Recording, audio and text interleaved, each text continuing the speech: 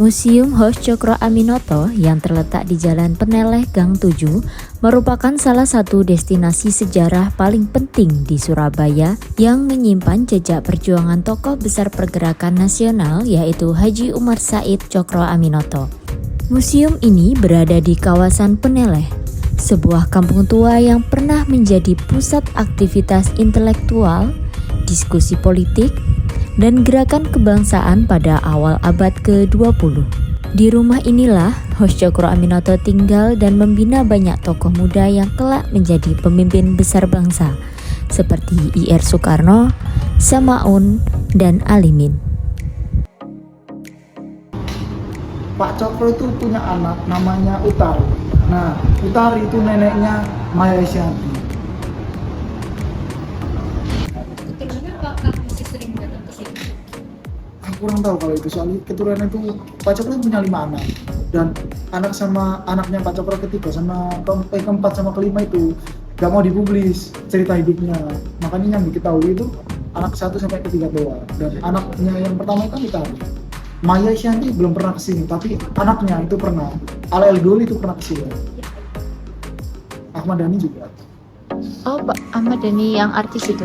Dewa 19. Itu pernah kesini sama anak-anaknya. Oh, berarti itu keturunannya Pak Cokro atau Kalau emang Al lucu? Doli itu anaknya Maya kan sih? Iya. Berarti masih keturunannya Pak Cokro. Soalnya Maya Estianty itu neneknya neneknya Utari. Jadi Utari itu punya cucunya itu Maya. Nah, kalau Maya punya anak kan berarti cicitnya masih keturunan.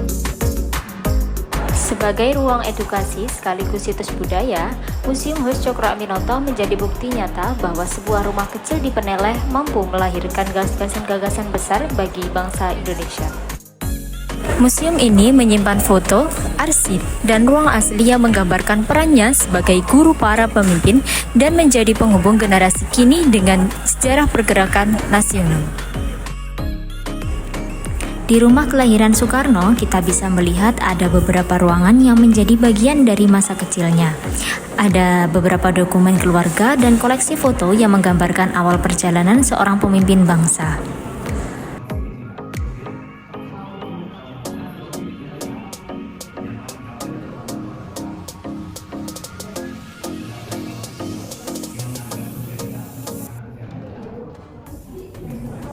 Selamat pagi semua, saya Jonas Sakit Amanullah dari PDD 49 kelompok 10. Di sini saya bersama Kak Silina Tafianti, saya mahasiswa magang dari Universitas di Surabaya. Nah, pada kesempatan kali ini saya akan menanyakan salah satu pertanyaan terkait dengan kearifan budaya lokal dan juga hubungannya dengan bagaimana Bapak Soekarno dulu hidup di daerah Kampung Peneleh. Baik, sudah siap. Saya ingin bertanya tentang bagaimana nilai-nilai yang diterapkan oleh masyarakat, bagaimana kesan masyarakat sekitar ketika Soekarno hidup di sini. Saya mau jawab ya. Jadi ketika itu Pak Soekarno memang di sini cuma lahir saja, sampai akhirnya 6 bulan beliau pindah lagi karena pemindahan tugas dari orang tuanya, yaitu ayahnya Sukeni. Terus terkait dengan masyarakatnya di sini seperti apa, yang saya ketahui di daerah Peneleh ini kan pusat perdagangan ya. Jadi mulai dari dulu Peneleh ini adalah wilayah tertua yang ada di Surabaya, yang diyakini mulai dari 1275. Nah, mulai dari sana tuh sebenarnya kawasan ini adalah cikal bakal dari Surabaya. Jadi salah satu kawasan Majapahit itu ada di sini. Terus untuk pada saat ayahnya Pak Soekarno ini datang ke Surabaya itu bersama keluarganya, beliau diterima baik di lingkungan sini karena memang di sini mayoritas orang Bali, terus ada Chinese juga banyak di depan ya, terus sama kalau Jawa itu Madura. Nah, walaupun mereka tentu pasti beda banget ya secara budaya, agama juga pasti beda, tapi mereka tetap ibaratnya betul lah di sini, tidak ada konflik yang bisa menimbulkan perpecahan di sini. Bahkan sampai akhirnya Pak Sukeni bisa memilih rumah ini sebagai rumah kontrakan ya karena itu memberikan kenyamanan kepada istrinya yang belum pernah keluar dari Bali gitu. Terus terkait dengan tolong-menolongnya mungkin ya. Jadi pada saat itu kelahirannya Pak Soekarno ini bisa dibilang sedikit kesusahan karena keluarganya Pak Soekarno ini tidak bisa untuk menyewa seorang duduk bayi. Pada akhirnya dibantu sama seorang tangganya, seorang kakek-kakek tua. Nah, hal ini kan yang membuktikan bagaimana hubungan keluarga Pak Soekarno dengan masyarakat sekitar, terus juga masyarakat sekitar ini begitu pedulinya dengan keluarga Pak Soekarno dan sebaliknya. Seperti itu sih mungkin. Berarti terlihat ini gotong royongnya itu dari cara masyarakat membantu bagaimana kondisi kesusahannya Bapak dari ayahnya Pak Soekarno pada saat itu melahirkan. Walaupun mereka beragam ya ibaratnya di sini, tapi mereka tetap punya jiwa sosialis lah.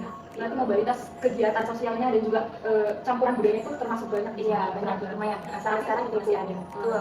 Baik.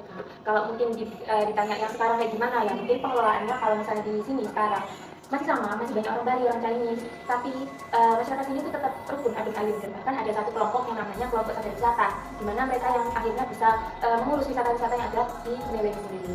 Nanti tuh gotong-royong juga antar masyarakat di situ, dan juga rukun tetangga, rukun warganya di sini juga baik ya. Ya, Kak. Terima kasih banyak atas jawabannya ya Kak. Berarti kita sudah tahu bahwa sebenarnya nilai gotong royong yang diterapkan baik itu sebelum Pasparan ada di sini atau bahkan sesudah, bahkan hingga sampai sekarang itu masih diterapkan dan juga masih dilestarikan oleh masyarakat sekitar, dan juga tentunya dengan banyak mobilitas dan perbedaan budaya, namun mereka tetap bisa saling membantu satu sama lain. Baik, terima kasih atas kesempatannya Kak. Terima kasih. Kita sebagai generasi muda yang memegang peran penting untuk menjaga persatuan, menguatkan identitas bangsa, dan melanjutkan nilai nasionalisme yang telah dibangun oleh pengorbanan-pengorbanan para pendiri bangsa. Dengan memahami sejarah dan menerapkannya dalam tindakan nyata, kita memastikan bahwa api perjuangan itu tidak padam dan terus memberi arah bagi kita, para generasi muda, untuk membangun bangsa Indonesia. Sekian dari video studi lapang kami. Terima kasih sudah menyaksikan sampai akhir. Terima kasih. Sampai jumpa.